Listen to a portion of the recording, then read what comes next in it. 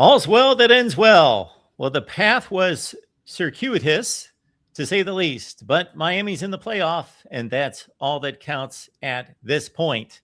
Appreciate you being here at the Voice of College Football. Justice was done. Leave those comments and questions there in the chat. And this is an exciting time for all of you, of course, Miami football fans, with the Canes in the playoffs as a 10 seed taking on Texas A&M. And of course, we will have a couple shows to deal with the Aggies and prep that game. Of course, the two got together just a few seasons ago. Home and home series there should be quite intriguing. Cam Underwood right next to me. State of the U is his destination, of course, and your destination. It should be each and every day, tracking Miami football, especially since just wrapped up a recruiting class and now it's playoff time. Cam, how you doing? Doing well, doing good, doing great. I'm glad to see you, Mark. I know people are going to trickle in maybe a little bit late because we are a little bit late, but that was intentional just because, I needed a couple of minutes right here at 7 o'clock. Appreciate you guys rocking with us and everything. And we'll throw up a T today for Tyson Tracy, ready for the Canes to rock College Station. And Highway 20, boy, yo, and yo, back to you. Glad to see you and everybody as you get going on in here and everything. And yeah, good to be here. Glad to, have some good stuff to talk about. I mean, yeah, right off the top, just the College Football Playoff Committee finally getting their heads out of their keisters. And yeah, just getting their heads out of their keisters. We're going to talk more about it. Petey Pablo said, yeah, seeing Alabama's logo got me nervous first. Honestly, same. I literally tweeted after Alabama came up and said, Alabama at 9, we're dead. Literal tweet. Because I just didn't think that the committee was going to do what they needed to do. C, not K, Griffey 24. Let's be jerks. Always. Anthony, no cursing, Cam. Fine. Okay. I will not curse today. And Greg, am I eating humble pie? Yes. But remember, I said I want to be wrong about Miami going 10-2, 6-2 in conference, not going to Charlotte and being left home. I want it to be wrong. And so I'm going to sit here and tell you and Mark and everybody listening and watching, whether it's live or later, Cam Underwood was wrong. The playoff committee put Miami in a way and at a time and with a record that I did not foresee them doing. I was objectively wrong. Full stop. So there's my humble pie. Nothing else. I said a thing. I maintained that stance. I was proven false. Kenson Montesteem. There's only one T in there. What's going on? But yeah, that's it. I was wrong. Eating the humble pie. I'll take it. Well, Cam, it's only reasonable that what the College Football Playoff Committee did on the final weekend, flipping Notre Dame and Miami, made no sense. Now it righted a wrong, and that's the way it should be, but it didn't make any sense. So you were just responding to all the moves that they had made up to that point. This is correct. I did not believe that they were going to, especially when Hunter Yurachek came out and continually moved the goalposts. So, well, they're too far. Well, they're close, but they're not in the same bracket. Well, they're almost in the same bracket. Well, they're in the same bracket, but they're not next to each other. Well, they're closer in the same bracket, but they're still not. It was just like, dog, what are we doing, bro? So, yeah, and like the only thing I will say relative to the whiny shenanigans of Notre Dame had, like, the AD, like, he started to go scorched earth, and then he realized, hey, wait, I don't actually want to do that. And so he still called that presser to whine on Monday or yesterday. And he still went out there and whined about it. But he made the one point, and the one point that I said also, it was pulling the rug out from under them because the committee had gone firmly down a logical path. And he felt wronged that all of a sudden you want to change the prism through which you're evaluating the situation. I agree. Like, I agree with that. Even if Miami would have been left out, like, it still had, like, it had a dubious logical foundation. You know what I mean? But to switch that up all of a sudden and be like, well, we did one thing for 6 weeks, and now all of a sudden we're changing the entire evaluative thing when Miami's been screaming about head-to-head the whole time, and they said, don't matter, don't matter, don't matter, don't matter. And all of a sudden now it does. That's why they felt misled, because the committee misled them. And on that singular point, I agree with him. But the other stuff and everything missed me. So I did catch our buddy Brian Driscoll and some of his coverage on the Irish Breakdown, and you can imagine. But their vitriol was directed toward Alabama. Their vitriol went that direction, which I completely understand. Yes.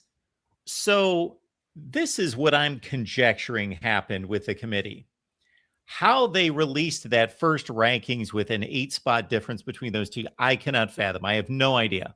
So those rankings have to go through 18 different gatekeepers, I would think.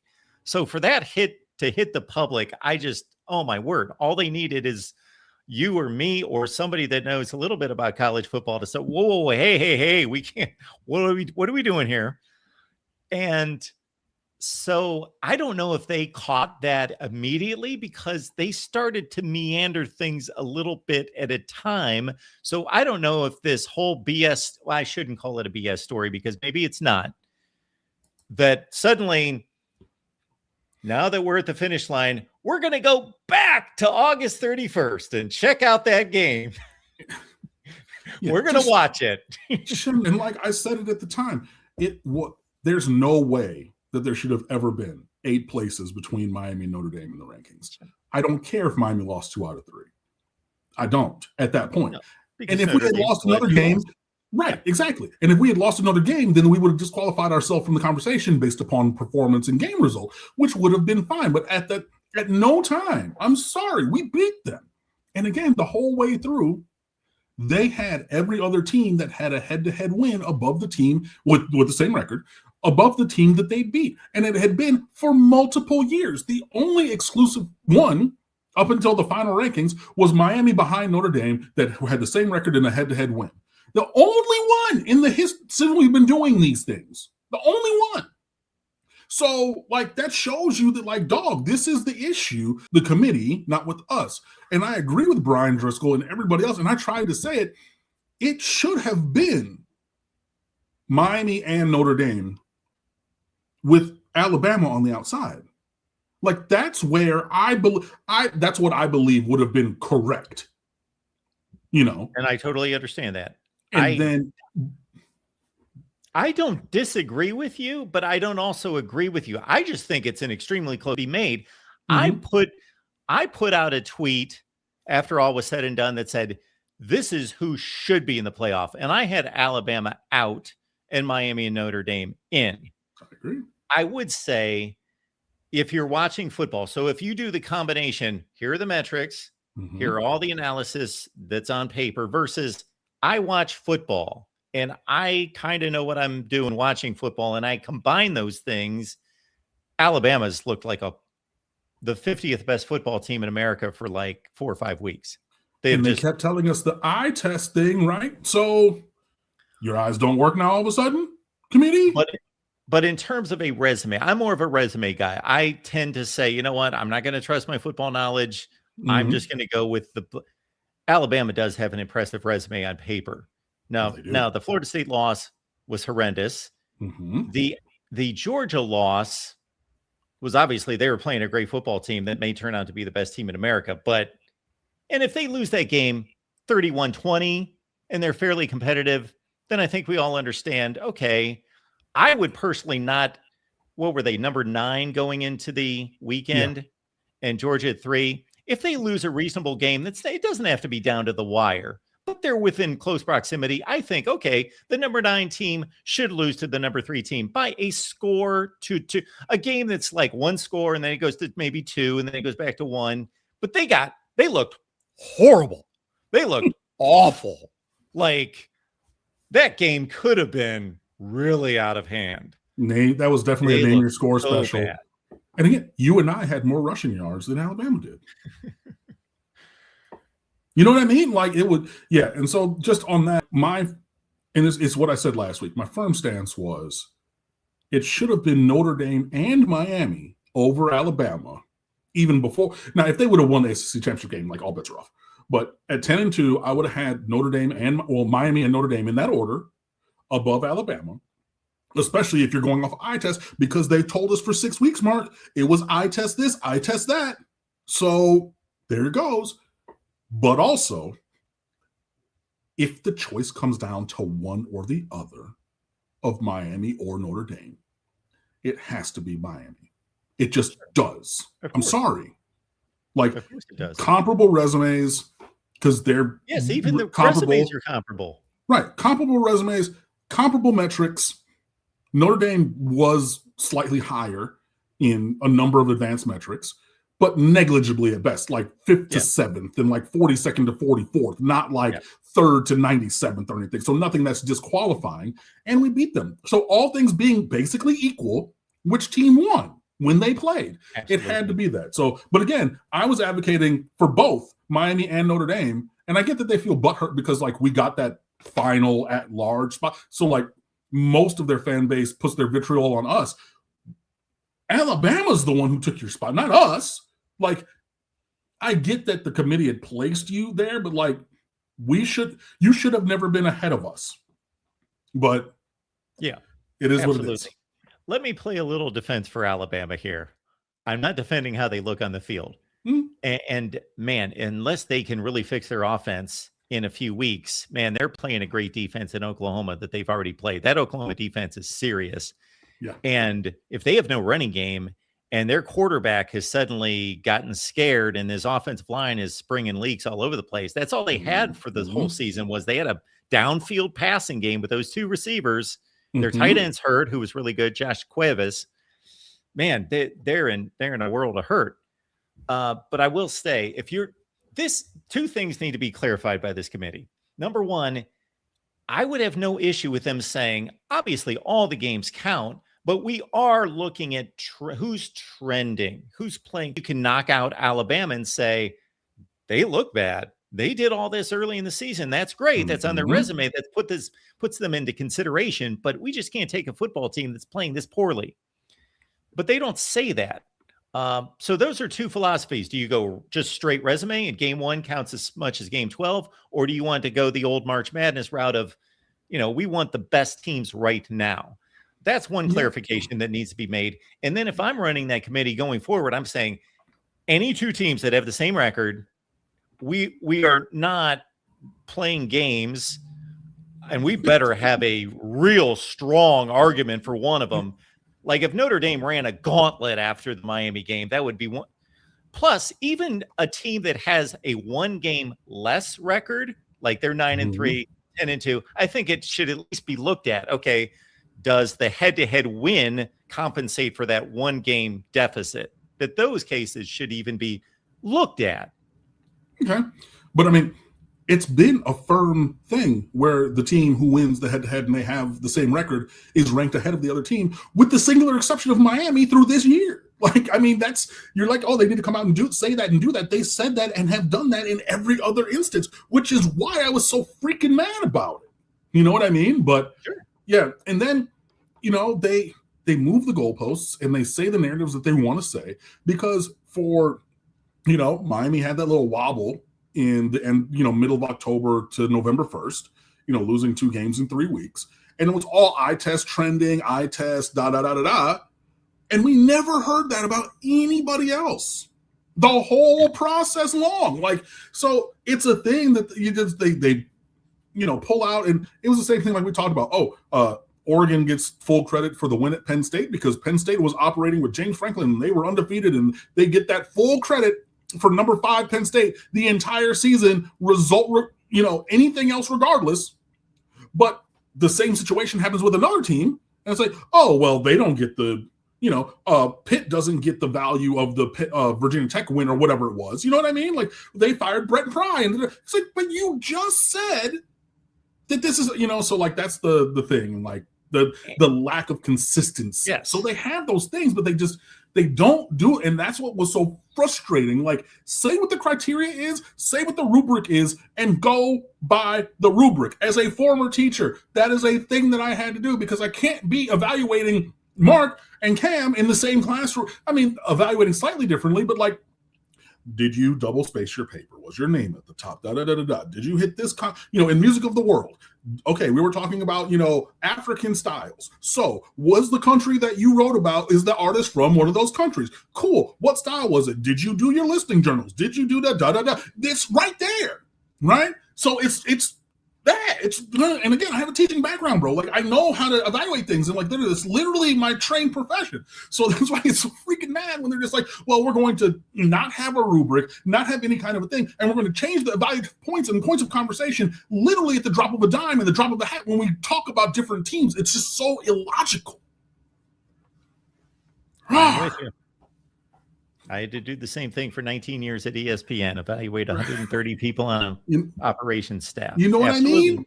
Absolutely. Yeah. So, like, and the Penn State example, there can be some nuance there, because I think you can say they are neither the number 3 team in the country or whatever they were preseason, nor are they the team that didn't have James Franklin and Drew Aller that finished 6-6.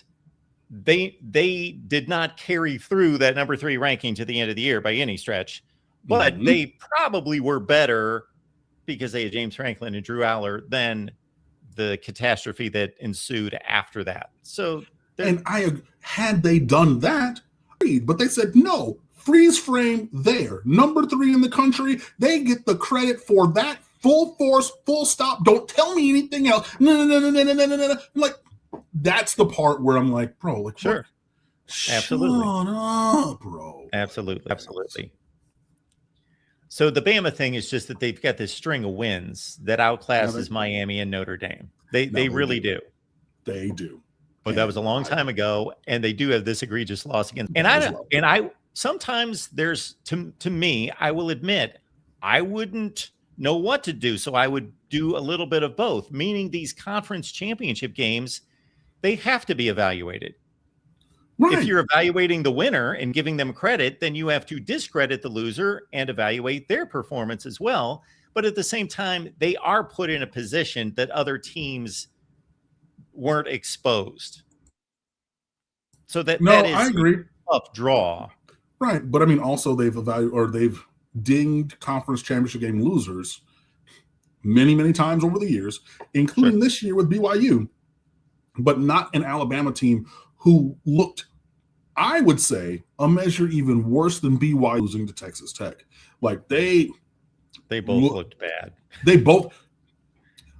But again, if they both look bad and a similar kind of bad, it hurts one and slides off the other one like Teflon Don. What are we doing?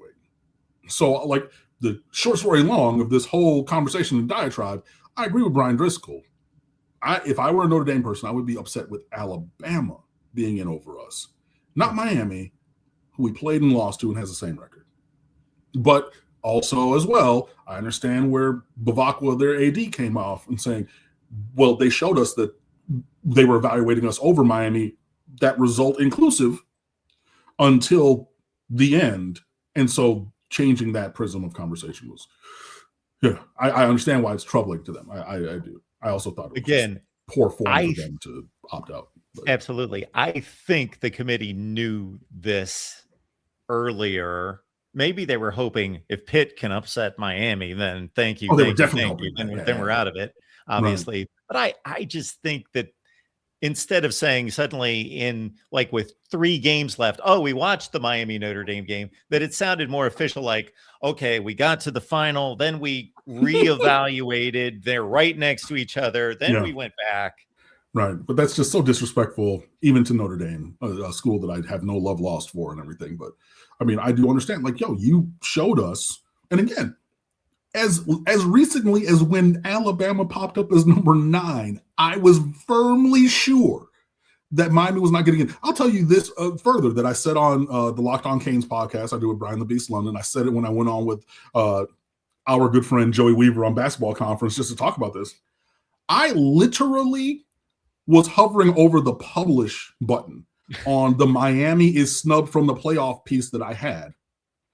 It's still an editorial because I wrote both, and I had to close that out, go to the other one, edit it down, and say, "Oh my God," and put in the, because I didn't know if we got in, what number we would be, and what the results were going to be. So I had to go in and edit that one live after the announcement, and then public, because literally my mouse cursor was on hovering over publish.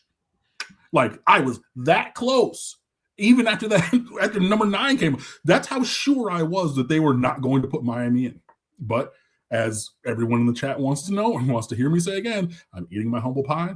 I was wrong. I'm happy and elated that I'm wrong, and we have more football of consequence to talk about this year. Yeah, it's awesome. It's awesome. And we won't continue on the national path because there's so many other things to tear apart the ACC championship game and why those teams were there. And obviously James Madison gets in and people are pissed off because it's not the 12 best teams in the country. It's the 10 best teams in the country and then 2 other teams when it should only be 1 other team, where a lot of people don't even want any group of 5 teams involved. And I get that.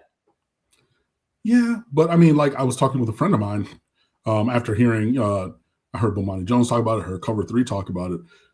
The structure was put in place when this was a sport that spanned the nation with quality teams, right? So if you're looking at 5 power conference champions, they're thinking Michigan, Ohio State, or Penn State from the Big Ten. They're thinking Clemson, if Miami gets it right, or Florida State from the ACC. They're thinking Texas, Oklahoma in the Big 12. They're thinking the Alabama Invitational in the SEC with USC and or Oregon on the left coast. Those were supposed to be the cadre of teams from which your 5 came, right? Now, Oregon and SC are in the Big Ten. So now you're consolidating all of the teams that when we put this structure in place, we're spanning the country. And you think, okay, it's going to be a couple from the left coast, a couple from the deep south, a couple from the plains land in Oklahoma, Texas, a couple from the deep south, a couple from the Atlantic coast, and maybe a couple from the Midwest, and pick your best team from those 5 regions. We no longer have that structure. So now you're trying to find 5 conference champions. Ain't no 5 conferences of real consequence. So, like, that's kind of what's led us here. But, that's a look into my brain and how if I could address something really quick, sure. This is concerning the ACC. And I'm not defending the ACC at all in regards to how they arrived at those 2 teams for the conference championship. However, let's understand that when conference champions started, when conferences started, there was no college football playoff. And if you look through the history of college football, pick your conference, you will see teams that have the best record in the conference named the conference champion over teams that have better overall records, because the thinking is simply who played the best in the conference. And I'm talking about predating conference championship games, just who are the best. Everybody played each other.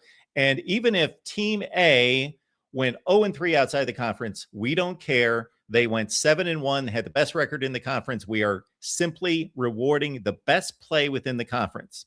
Then we get to conference championship games, and it's okay. Well, we got 2 divisions. The division winners play. Boom. You rarely, because everybody plays in the division, would have a 3-way tie. Rarely. Usually the 2 teams at the top, if there was a tie, well, they played each other. Boom, we're done. There was a head-to-head win.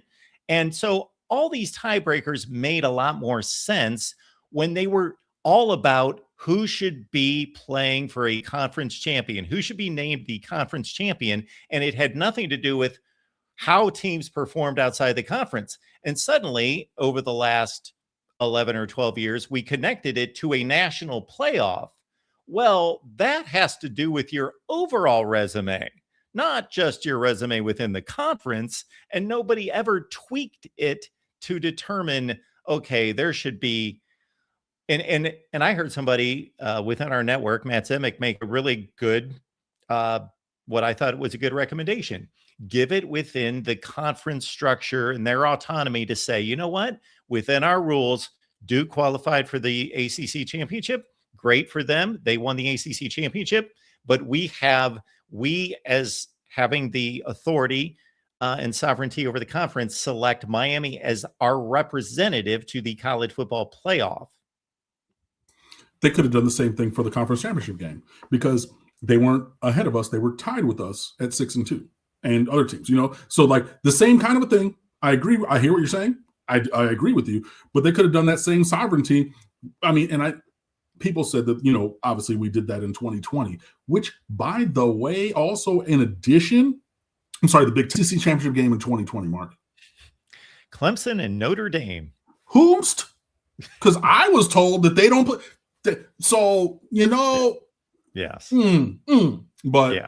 But yeah. So just a lot of crazy shenanigans and everything going on. But hey, I'm glad that they, again, all of the heartache along the way, I'm glad that they got it right. There were easier ways and less hurtful ways because I understand, again, Notre Dame feeling victimized because the committee thought or showed that it was going to be one way and not the other way, but whatever. Anyway, Slug Bruce, Mark, can't wait to see your favorite team. We owe y'all one. I'll say it before Mark even says it. Win something first. We got to beat Texas A&M, bro.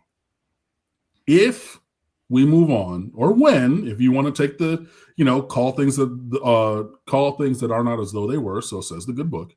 If you want to take that and say when we get to the Cotton Bowl, then when we get there. But there's a step first. So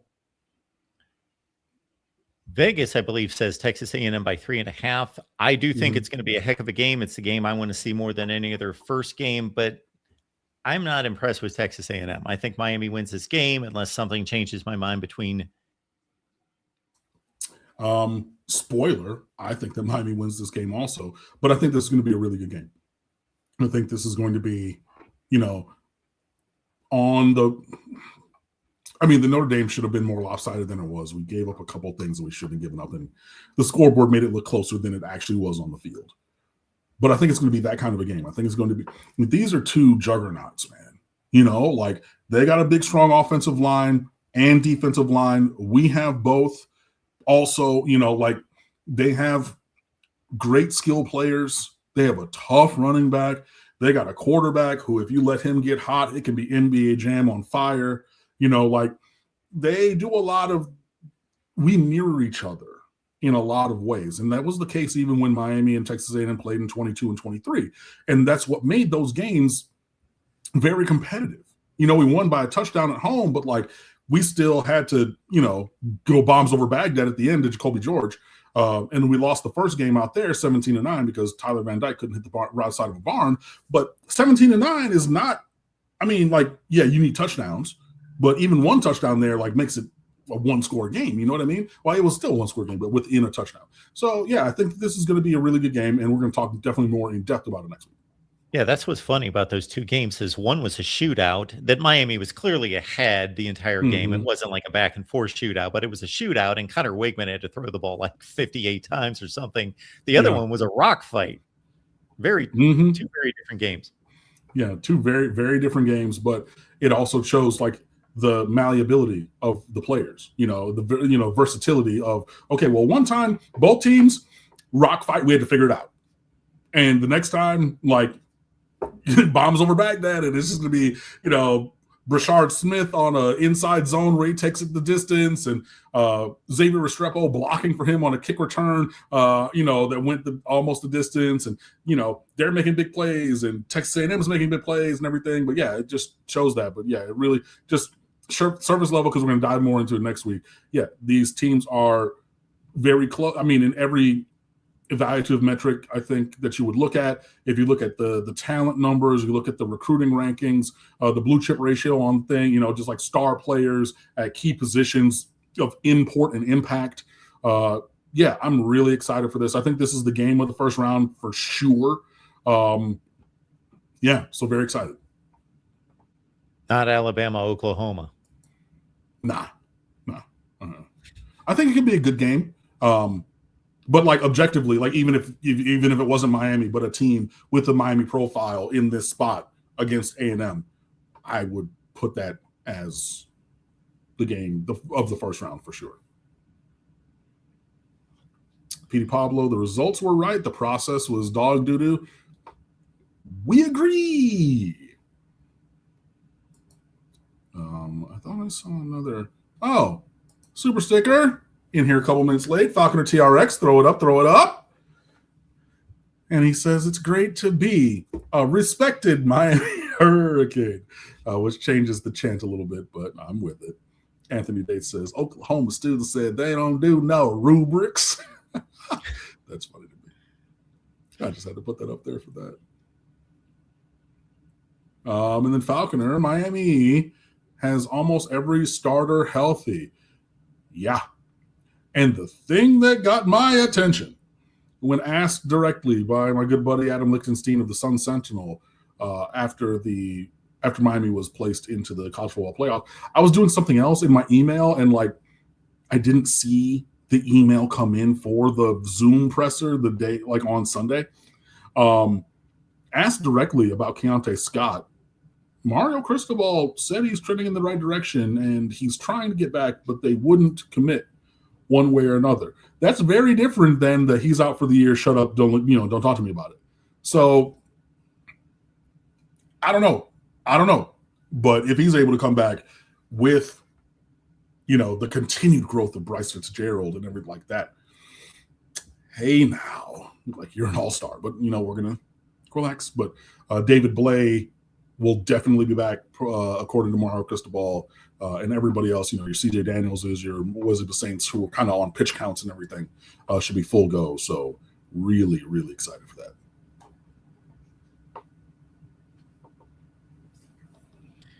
Comments and questions are welcome. Cam and I get together, of course, each and every Wednesday night, 7 p.m. Eastern time with all of you. We would appreciate that you would hit the like button. We do appreciate the super chat contributions. Thank you so much, everyone, for those. We've done this 456 times. Really? Do the math. It's a long, long time. Sheesh, man.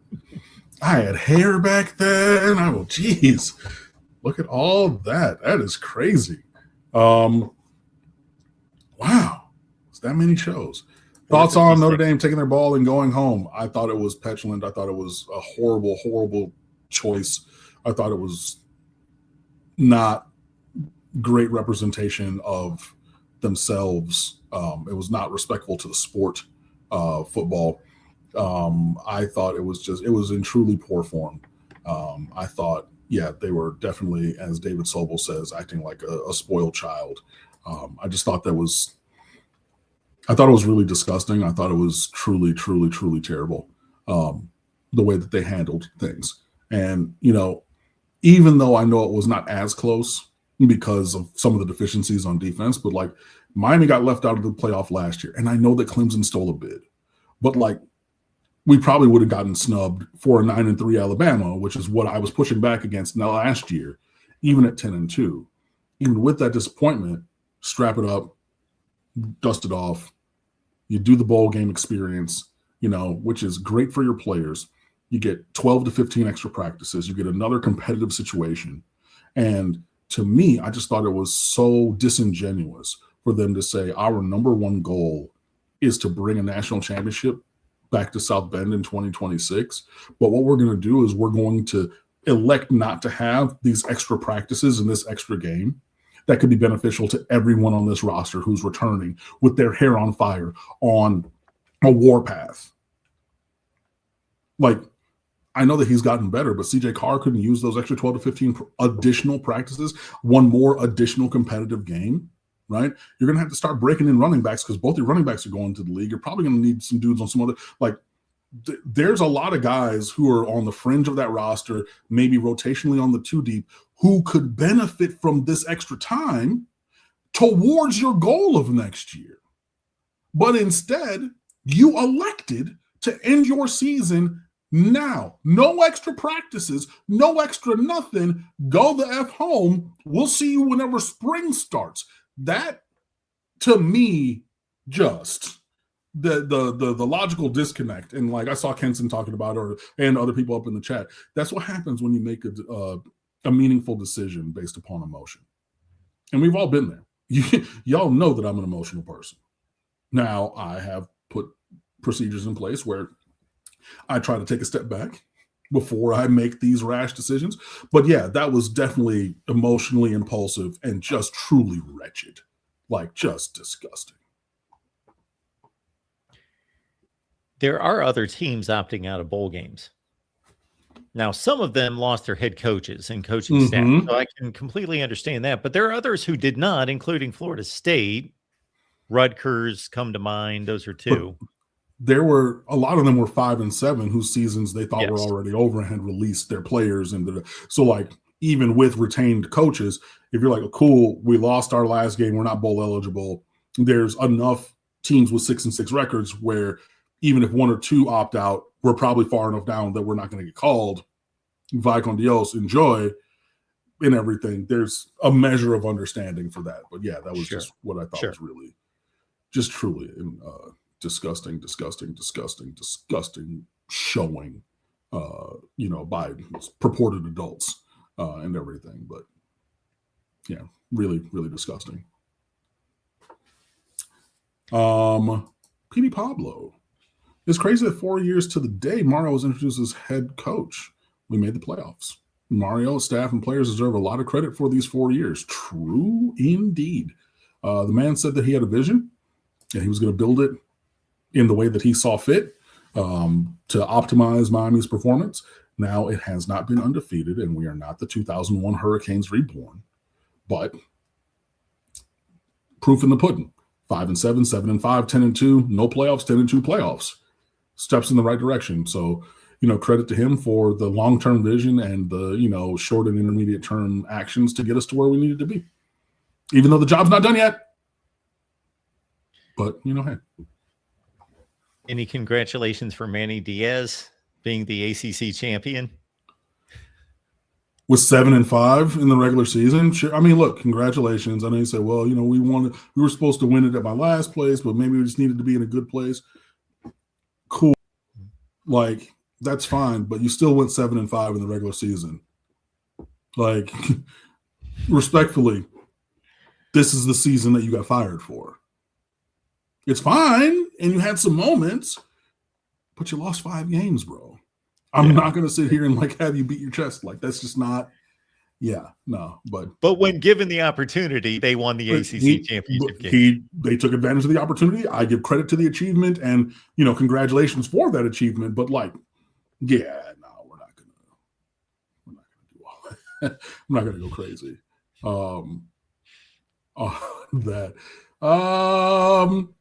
Falcon and TRX, rumor JoJo is possibly leaving. He's already told people, which was reported by On3, that he is in the transfer portal. Wait, sorry. Alliterative names, I apologize. That's Ray Joseph, who was already stated his intent to go into the portal. Which to Calvin, I did see, yes, Ray, bye-bye. But, I mean, come on, dog. We all expected this. This is how team building goes. And I've said it in the recruiting rules, and it'll be in the recruiting rules part 2. It is my job or the coach's job to recruit over everybody on the roster. It is the players on the roster's job to grow and develop so that the new players do not surpass them. Malachi Toney, 2 years later, recruited over and took that spot. What spot? Slot receiver, punt returner. Oh, but those are the 2 things that Ray did. Yeah. Hey, it is what it is, and it be like what it be like. Sometimes it works out, sometimes it don't. I hope that he enjoys SMU or where he's probably going to go, and have a nice little year next year. But we recruited over you, and you didn't, for whatever reason, it didn't come together where you developed enough to keep the new kid that we recruited over you behind you. So, sorry. See ya. Now, to Falconer's question, rumor is JoJo Trader is leaving. There's a lot of rumors at this time of year, is what I will say. I could see him leaving. I personally probably think that he is leaving, but we shall see.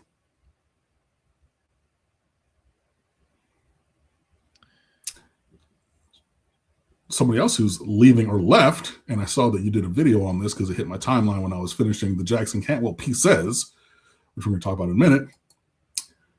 Sherrone Moore at Michigan fired for cause, which I had heard was coming down the pipe for about a month, by the way.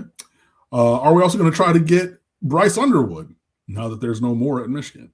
Alex Cohn, appreciate the question. My play cousin Bryce, I don't know if I've told this story in a good long time. Long story short, I met a cousin, a distant cousin of mine, when we were performing together in the School of Music at an event. Long story short, my cousin Lawrence Underwood, we were like, hey, and they're like, Underwood. And he's a keyboard player. I'm a singer. He was playing for this group where we were doing the thing at an event.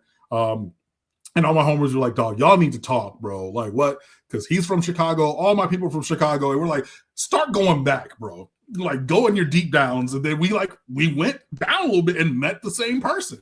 Like, okay, not the same name. Okay, well, she looked like this. Bring up your phone. What's her number? What's her picture? Where does she stay at? And it was one of our aunts is in common. So I said to say, I don't know if Bryce is my actual cousin or play cousin because Lawrence is my actual cousin. I would take Bryce Underwood at Miami today. I would not take Bryce Underwood at the price that it's going to cost. Because he's getting 8 figures from Larry Ellison, bro. Like, too rich for my blood. So we shall see. Now, there is that 5-star defensive end in their recruiting class, Carter Meadows. And I saw Kane's tape. He tweeted it. He said, Carter, meet Jason Taylor. Jason Taylor, meet Carter. That one right there, 6'5", 235, big, tall, long. And I was talking to you about the defensive ends in this class, not necessarily being physical archetype. Carter Meadows, and he can get out of his letter of intent because coach is gone, removed from office like that. Now that's the one from Michigan. And I mean, if cousin Bryce was a reasonable number, like 3.5, I would consider it. But I mean, like, we're not matching what he's getting. It's truly.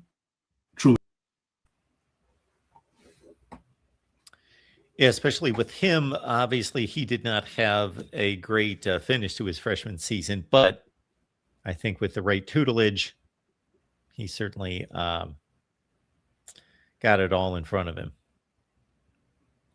Yeah. So we will definitely see. Lord Jesus, here we go. Calvin, 4476. As long as we're getting JJ, I don't care who leaves. Please don't start this that we're getting Jeremiah Smith. Please don't start. Please don't start. Please don't start. Please don't start. Lord goodness. Like, you know what? Actually, as a music major who's done musicals, dare to dream the impossible dream from Phantom of the Opera. You know what I mean? Like, hey, go ahead, bro. Like, if that's what you want to do, yeah, dream the impossible dream. Go right ahead. I'm not.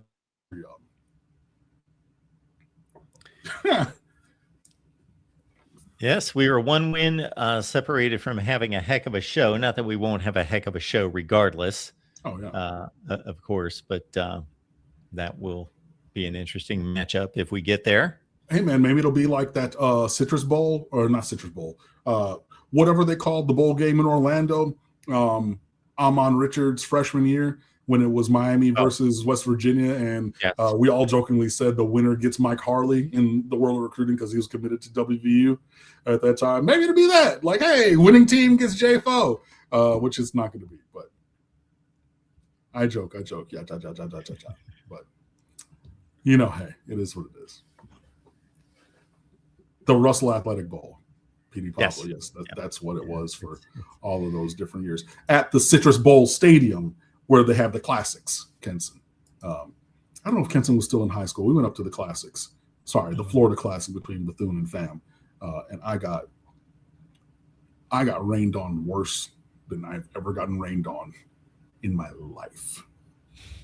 Because I had to stay in the upper deck with no cover while all of the other band people and chaperones were meeting their college friends in the dry concourse area, and someone had to stay with the kids. And I said, oh my God, I was so mad. Oh my God, I was so mad. Because there's a lake on the side of the stadium, and the biggest, blackest, darkest storm cloud is like there. And I'm like calling everybody. I'm like, bro, we gotta go. And like the students are like, nah, we got ponchos. Like we want to stay. And I'm like, bro. And I'm like texting the band. He's like, nah, stay with the kids. I'm like, bro, it's about to pour. I got the worst rain on in my life. I was so mad. I didn't even talk to him. I had to drive home with an administrator because I had to go to Walmart and buy new clothes. Anyways, sorry. That was not anything to do with this.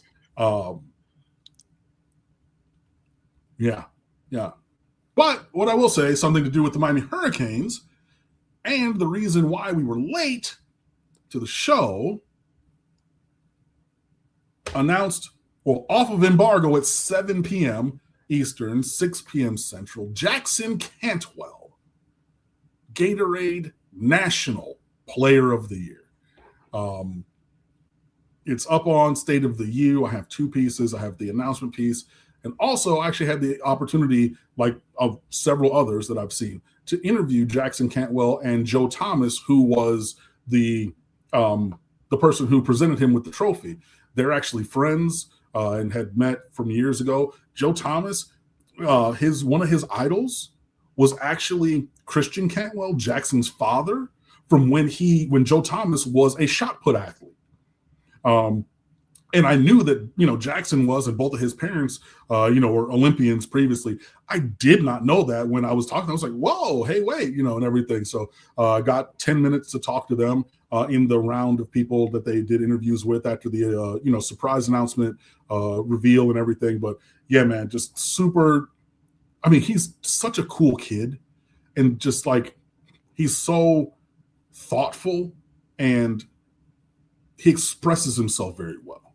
Like, he's not really searching for what he wants to say. He's very clear, and even like when I asked him, like, basically, what does this award mean for you moving forward? He's like, well, functionally nothing, because like it's a high school award. So like, whatever. But, and I was just like, but it was so cool that he like even said that. He's like, no, technically it means nothing for that. It's on these levels, and it means this to me in my life, and blah, blah, blah, blah, blah. So that was really, really cool. So yeah, I've been sitting on that for the better part of a week, which was killing me because I couldn't tell anybody about it as I was crafting these pieces. So I just needed a couple of minutes to put that newser up, and then also to transcribe my interview with them. It wasn't exclusive because it was just me and them, although there were others. I saw Kevin Clark from This Is Football, another Miami alum, by the way, interviewed them, and several other people. So I'm not saying I was the only one, but it was exclusive because it was just them and I when we spoke. So yeah, just needed a couple minutes to put that stuff up and really just be able to do that. So super duper excited. Great kid, great insight from both of them.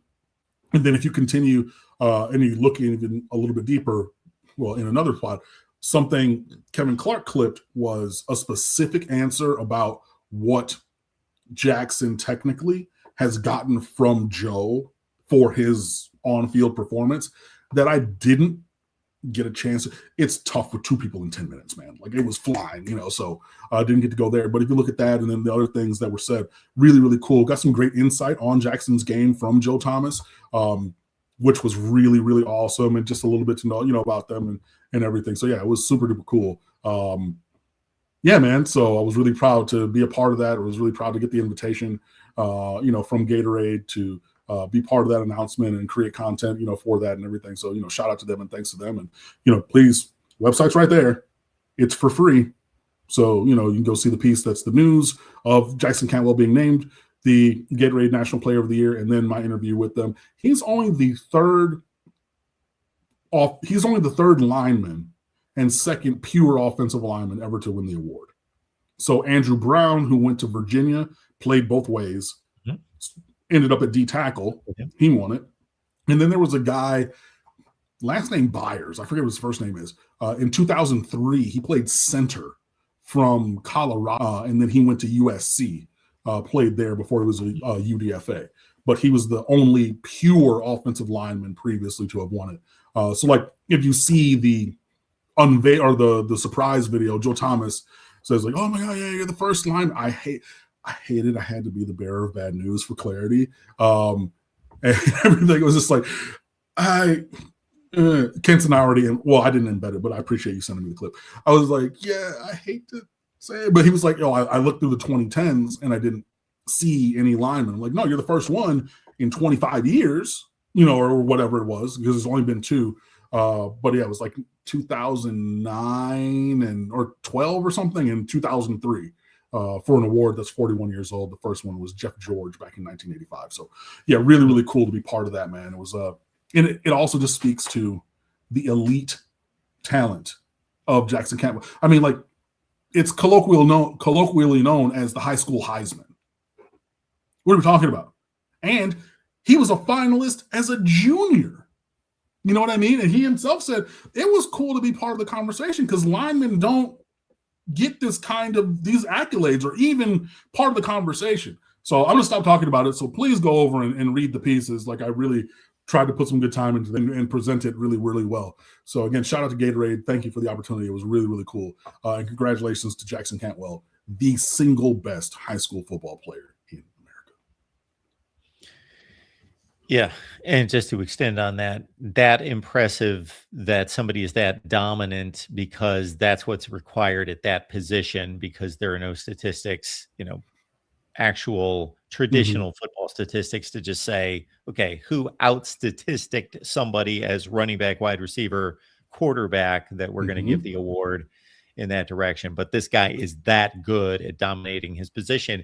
And it's in that way very apropos that it's connected, and his relationship to Joe Thomas, because I cannot think of a player in the history of the NFL who played the position, which is, again, offensive line, which has no statistics, traditional statistics involved, that was so dominant that even though he played for awful football teams, never touched a playoff game in his career, he was so good. Because usually you have to be Barry Sanders, and even Barry Sanders played for some really good teams and played for an NFC championship game team. So let's say Barry Sanders played for all 4-12 teams this entire career. You would just look at the stat sheet and watch the film and be like, he's amazing. He's a first ballot Hall of Famer. But with a tackle to be that good, to never play a meaningful game, and just his opponents basically always saying, I saw like the 25th anniversary NFL team for the first quarter century or whatever it was, just everybody was saying, oh, just he's the best, all the defensive linemen were just saying he's the best. And for him to be voted first team ballot Hall of Fame in the NFL is pretty incredible, considering the limitations of the team and the position. I mean, 6 times first team All Pro, 2 times second team All Pro, 10-time Pro Bowl. Like, yeah, he was incredible. Yeah, so Cantwell gets an award kind of in the same manner of, he was that much better than everybody else to be honored despite the position. Yeah, man. And he told me he did the math just last night, 502 pancakes in his career. Which is what literally, I have the video. That's what he said. He said, yeah, I was actually up last night. I was doing the math. 198 this year is what he said, and more. And yeah, really, really happy. He had 2 goals for the year. This was the number 2 on his list that he actually accomplished. Did not get to accomplish number 1, which was a state championship. They lost by 4 to Lee's Summit. So those were his 2 goals. But yeah, man, it was really, really cool and everything. And yeah, I think that he's going to play right away. Like I've always said that. Like, he's going to be like Francis Mauinoa. He's going to be on the line. I know somebody asked me left tackle or right tackle. I'm going to leave that to Jackson Cantwell because I asked him something about that. So there's if you're like, oh my God, this is clickbait and he just wants to go to that's your clickbait. If you want to hear from Jackson Cantwell where he thinks he might play, staytoyou.com, go read my interview with him. There's a direct question and answer about that. So there you go. All right. I don't have any more topics. The chat does. I can handle it if you want to. You can stick around if you want to. It's up to you. Let me know. All right, Cam. I will let you take it away. Everyone, next Wednesday, we'll be back here to preview Texas A&M, and hopefully I can get a good media guest to talk Aggies for us. Cam, appreciate all that you do. Thanks for being here and taking us home. Absolutely, Mark. It's been a pleasure. I'll talk to you next week. See, Griffey says we got to get Reed ready early. I mean, well, duh, we always have to, but I mean, that's having a defensive plan. Hold on. Had a freeze frame or something? Sorry. Okay, I'm far enough back where I'm still scrolling through. How many touchdowns did we beat Ohio State? I just saw that after Mark left. That's funny. 4 touchdowns. I'm kidding. Am I?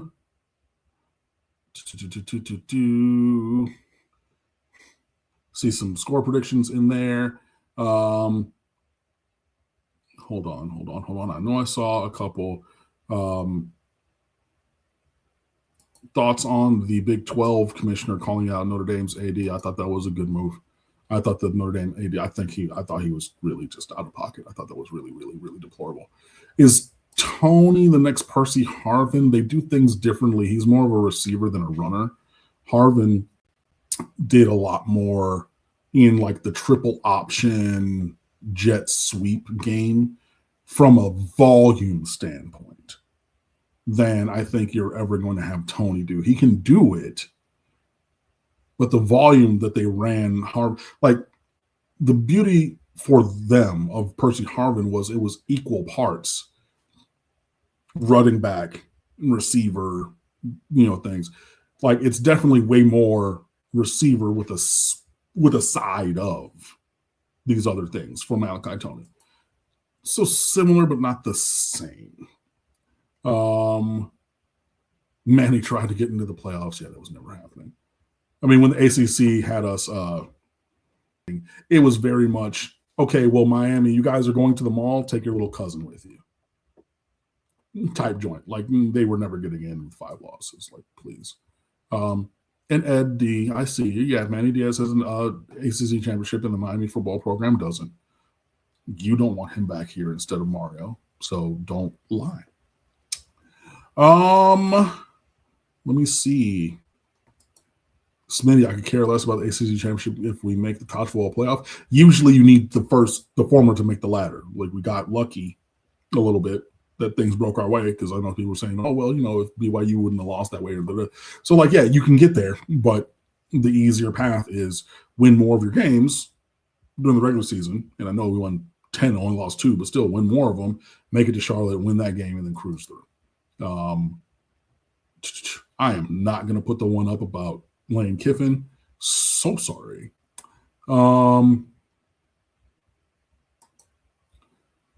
Absolutely not. Saying that Mario was getting blacklisted from every black school in Miami. Wrong.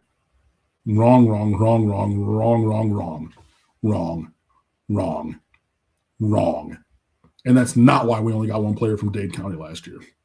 So on every level, wrong, erroneous. Shout out to Wedding Crashes for that. There was something else.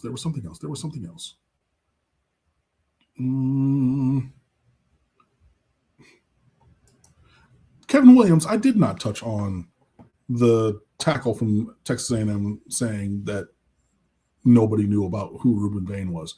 That player, I looked it up. Well, first of all, their offensive line is big. They're strong. They're physical. They're good. I forget his name, but he was on 2 All-American lists that I saw today. So he can play. And Ruben Bain's going to need to bring his game. I did just think I thought it was poor form. You can be in a respect all opponents and fear none kind of a thing. Like, I don't really know the names on their team and everything. Like we have to go against the SEC Defensive Player of the Year every single day in practice. And iron sharpens iron, and I believe that we would be able to go up against anybody that they would bring.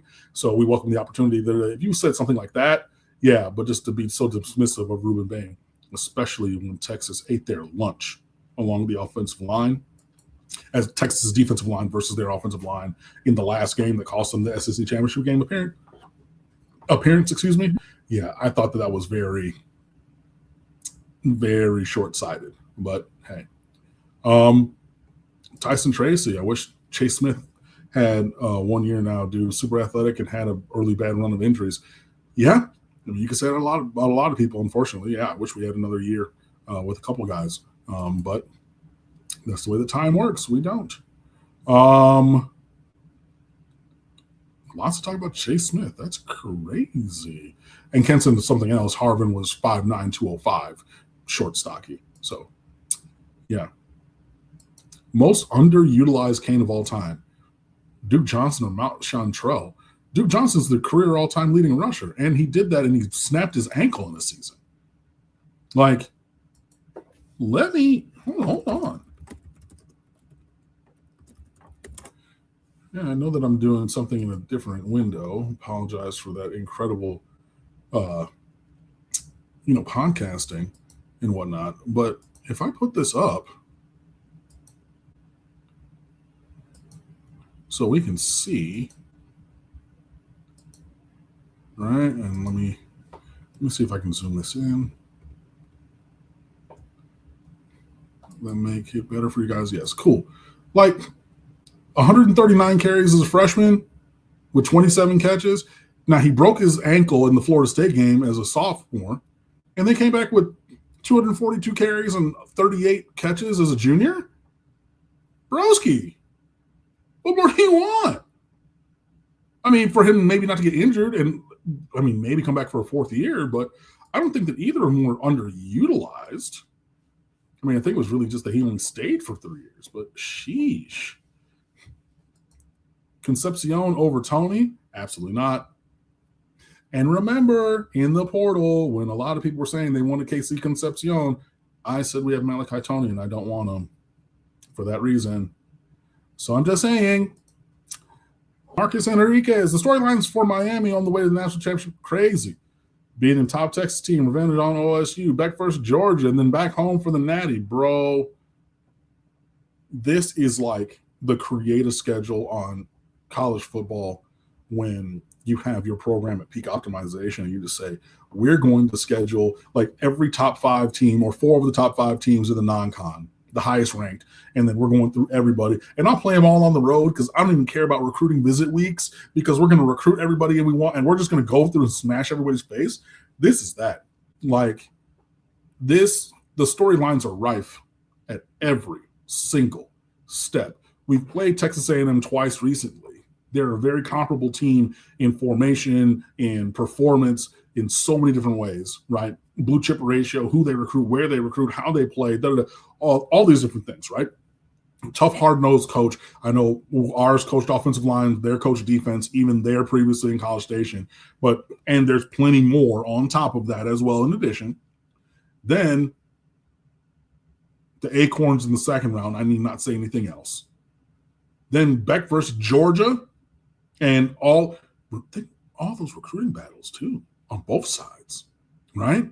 So you have that. I mean, you can even go back to recruiting battles against the Acorns because Mark Fletcher and Jordan Lyle were and Justin Scott were all committed there, but they played for Orange and Green. You feel me? So we have that. And then a home game at Hard Rock potentially for the championship. Dude. Yeah, there's so many storylines like every single week. That is crazy balls. And I hope that we play 4 more games to be able to take advantage of all of them, regardless of who we would play in the Natty, because you pretty much know the path other than that. And Henderson kept getting in trouble. Oh, Chantrell. Stay off. Yeah. Alec Cohn, we didn't get wins while they were here in studs. It'd be like that. Greg Roberts, great question. What do you think about the receivers that are committed to us? Do you think any of them can have an impact like Tony and Daniels? Like Tony, probably not, because Tony is going to have Tony's impact at that spot. Although Vance Spafford is, a legit sub 4.5 guy, like 10.5, 10.4 in the 100. Legit speedster, broke all the records of Mission Viejo as a sophomore. So that's another speed player. I really like this class of receivers. I'm really partial. Samorian Wingo really showed a major step forward as a senior. Milan Paris showed such a big step forward that, Miami and other major teams like Oregon got involved in his recruitment and got him up off of his Iowa State commitment. And then big Tyron Evans, so says Mario Cristobal. It's a kid who battled a little bit of an injury this year, but averaged 27 yards a catch at 6'4", almost 210 as a junior. Yeah, I'm really, really, really excited for this class. Vance Spafford, 5'11", almost 6 feet, just under. And then Wingo, 6'2", Evans, 6'4", Milan Paris, 6'5.5", 6'6". Yeah. And a big, size speed combo dude. You can read notebooks on all of them at stateofu.com, by the way. Yeah, very, very, very excited for this group. I think this is unquestionably the best group of receivers that we've signed. And that's tough because, even this year's group, it's Malachi Tony, but don't forget Joshua Moore's made plays and Dalen Upshaw's made plays. Now, no, they're not all three starting and all 3,000-yard receivers. So, don't say that I'm saying that. But, this group of three has been really, really strong. And this group of four, they profile incredibly. And I'm very, very excited. Kenson says, well, hey, wait, don't forget about Jaden Harris, Colby Young, and Horton. Oh, Joshua Horton with that Georgia. Well, the only one of those who plays is Colby Young. So, yeah, but they did throw the U down and everything. And every player who leaves here, they swear that we did them wrong. Jaden Harris and Joshua Horton, y'all and someone else didn't even play. And Jaden Harris was playing all the goddamn time. Well, they were blurring them over the top. But,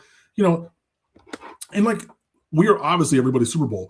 They made players who don't play captain at SMU when we played them. Tyler Van Dyke, Zion Nelson played, I believe, 38 snaps this year early, and then his body couldn't hack it.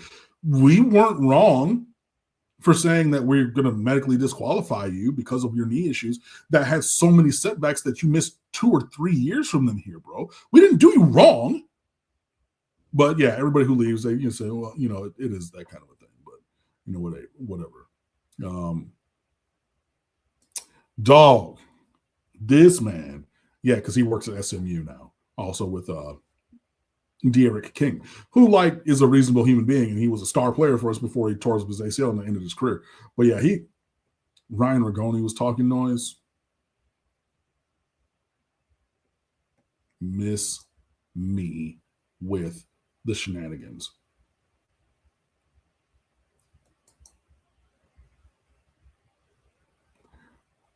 Ray did Ray wrong.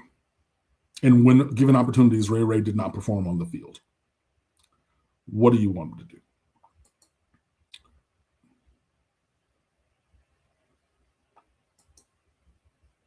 I have no idea who Julian Caldwell is. James Scott. So maybe I need to go and look up some stuff. It's funny. I was actually looking at recruiting stuff for next year's class already. When I was doing some Jackson Cantwell research, I was looking at a few things that will get me prepared for the 2027 recruiting class. But we're not going to talk about that now. We're going to talk about it later. Joshua Hanna, yes, I did talk about the Michigan situation earlier and everything. I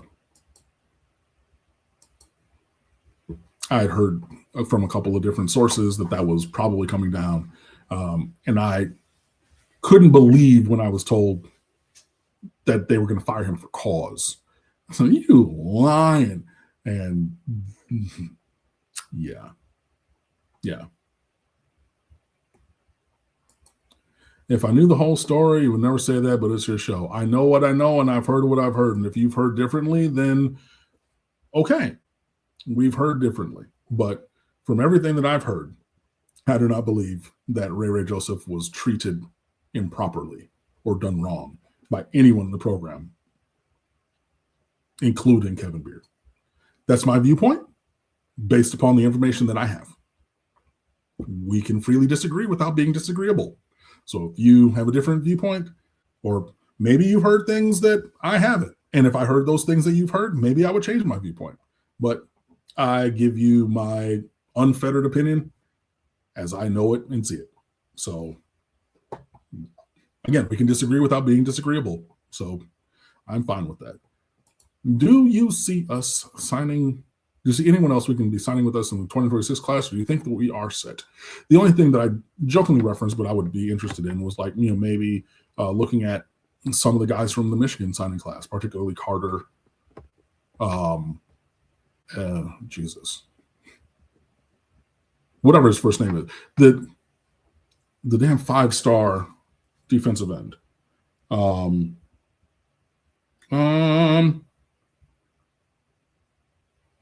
Carter Meadows from Washington, D.C., Gonzaga High School, 6'5", 235, 5-star defensive end. I would love. But past that, I'm not really sure that there's anybody out there that I'm really clamoring for. There are probably some players who have not signed. And, I leave it to the staff to really do all of the due diligence there. I don't know it or see it outside of that.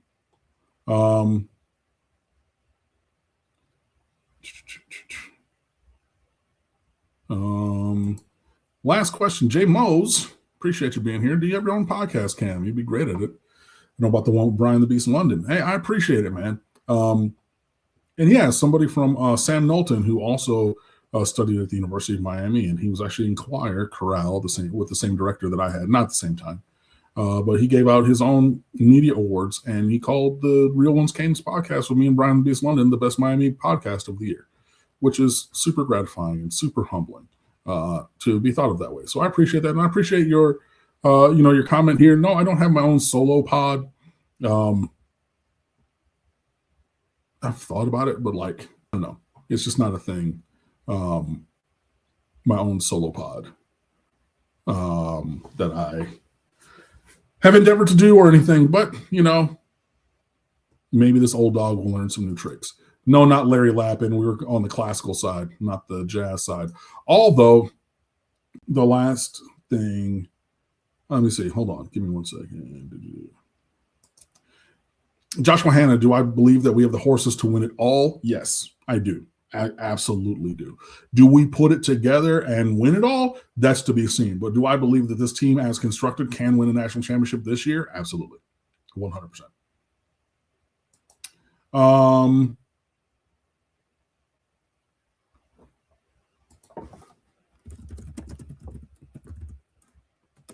Talking about Julian Caldwell, wide receiver from Argyle, Texas.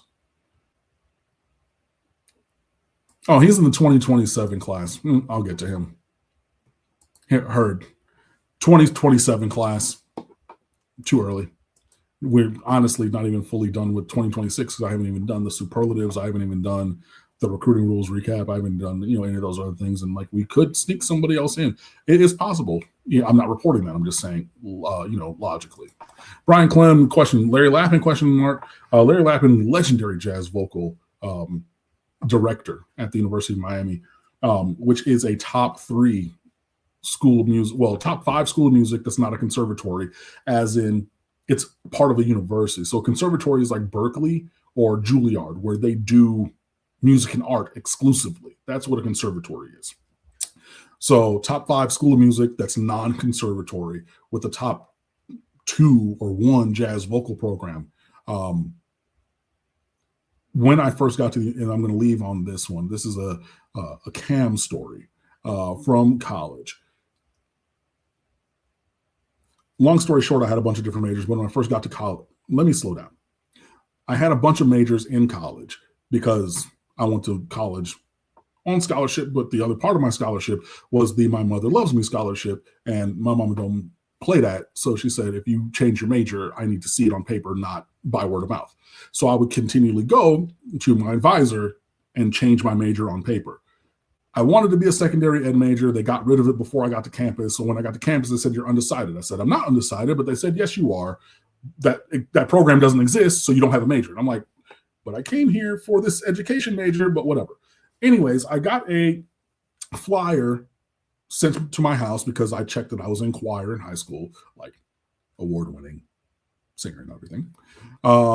Like I sang in a professional choir for my junior and senior year and all kinds of other stuff. And so I went over to the School of Music with this flyer looking for the choir auditions for classical groups. Like that's my, like, you know, you think like church choir, like the Boy Choir of Harlem type thing, you know, like the Mormon Tabernacle Choir, like the Mississippi Mass Choir, like those kind of things. Like I'm a world-class singer, like truly I am. And so I went over and I had this flyer and I'm asking this dude, I said, well, where are the auditions? And he starts yelling at me. He's like, well, how did you get here? Like auditions were so long ago. And I was like, sir, I'm not a music major. I was just looking for the choir department, blah, blah. And the person who stopped me was Larry Lappin, the jazz vocal instructor, as I was walking by one of the rehearsal halls. And then I went to audition for choir. I was put in the top 2 and Bob's your uncle, basically. So yeah, I ran into Larry Lappin. One of my good close friends was in jazz vocal. It is one of the great misses, not regrets, but yeah, a little bit of regret. They were trying to get me to do jazz vocal very hard when I was in college, and I did not because I wanted to focus on classical music instead. And I really wish I would have given it a try because when I started teaching, I got more into jazz music, and I'm very into jazz music today. So yeah, boom, there you go. So all of the Lord Jesus, y'all are really on this Uncle Luke thing. I do have a prediction for the game, Ronald, but you're gonna have to wait till next week to hear it. Last actual football question, now that I'm done reliving my musical auditioning at the University of Miami Frost School. And it wasn't even the Frost School of Music then, because we sang when the Frost family donated $500 million in a single check to put their name on the School of Music. But whatever. Has Mario learned to have the killer instinct over the last 4 games of the season for the playoffs, or do you think he still has a conservative streak that can cause us maybe issues? Both. You know, I think that there's both. I think that we are playing free. I think that we are playing, especially on offense, I think that we're playing the kind of football where we can continue to move forward, but you have to do that cost-benefit analysis, that risk evaluation at a certain point of like, yo, are we going to throw this ball or are we going to hand it off? Like, you know, are we still in push mode or are we in chew clock, let's get to the end of the game mode? I think that I think some of that still lives in him. So I'm hopeful that given the kind of positive performance that we desire, we're still able to make the killer plays when we need to. For example, not even the last touchdown against Pitt, the 3rd down conversion 2 plays before. Right, 3rd and 7, we hit a 10-yard square in. Carson Beck stands in the pocket and delivers a bullet. Right, the laser that we converted to Keelan Marion 2 plays before we blurred them boys. Those are the plays that are really going to tell me if Mario Cristobal or the state of his mentality, because conservative Cristobal says run the ball, get what we get, and then we'll see if we go for it on 4th down. Killer Mario says, them boys called timeouts. We were trying to run the ball with our 3rd string running back. Shannon, dial it up. Carson, hit that pass, and then we keep moving. Like those moments more than like it's a thing where don't look at the issue. Look further back at what's caused the issue. You know what I mean? So like, yeah, it's not always right there. Like, oh, example, home building, right? There's water on the wall, but it seems to be like dripping down or something. great. You can wipe that off, or you can get new drywall because there's water damage. But where's the water coming from? Where's the actual issue? Is it a leak in the pipe? Is it in the ceiling? Is it the roof needs patched? Like, where's the actual root cause? And for me, I think it's more of those interior decisions on like second and third down more than like punt or kick, but the things that lead up to those major bottleneck moments. I think that's really where you show. And again, like that third down before the touchdown, it wasn't the touchdown was the kill shot.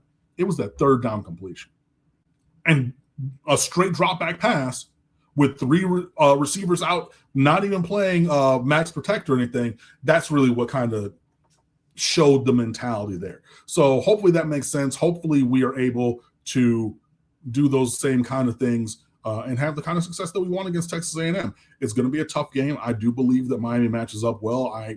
While not giving you my score prediction now, I will be predicting that Miami wins this game. I'm going to be rooting for Miami to win this game. I think that fully, without any kind of pause or anything, Miami can win this game. So I'm excited to see it next week. I'm excited for, just this continued journey. And I'm excited to have been here with each and every one of you. On that note, my friends and fellow Hurricanes, I'm going to stop looking at the chat. I'm going to wrap up the show at 8:35 here with 679 on the line. So I'm going to say what I always say. First of all, please come on and friend with us. stateoftheu.com, 24/7, 365. On Twitter, we're at Underwood Sports, at The State of the U on Twitter and Facebook. And also, like, subscribe, share. There's a lot of you on. As always, the majority, the highest number as we wrap up. So please, if you missed anything, go back earlier. Thank you for being here with us. Thank you for always, continuing to support me and support us in this show. However many different shows he said that we've had, I don't even know the number anymore. But yeah, I've been doing this with Mark for a good long time and appreciate all you guys' support. So yeah, just continue that and everything. Please, leave a like and a sub, and also do the same on stateoftheu.com. That's it. I'm gonna talk to you guys soon. Peace.